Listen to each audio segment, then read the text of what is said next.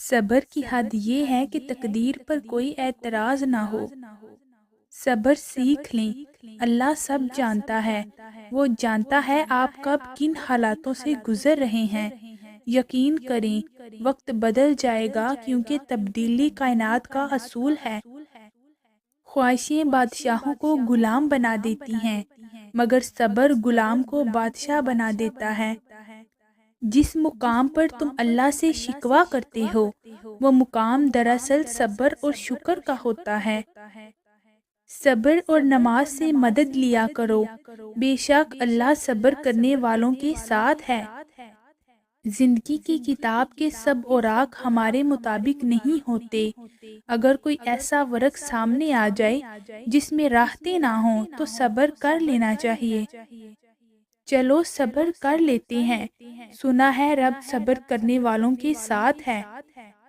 اللہ کسی کے ساتھ نا انصافی نہیں کرتا، وہ بس آزماتا ہے اور صبر کرنے والوں کو میٹھا پھل دیتا ہے۔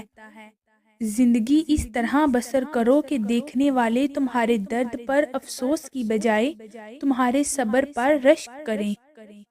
صبر سے رحمت کا انتظار کرو، جو چیز تمہارے لیے ہے وہ تمہارے لیے ہی ہے، اور دیری صرف حکمت پر مبنی ہوتی ہے۔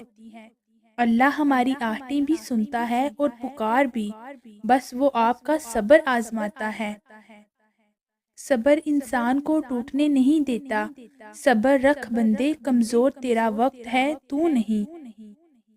صبر کے کچھ گھونٹ اتنے کڑوے ہوتے ہیں کہ پوری زندگی کی مٹھاس چھین لیتے ہیں۔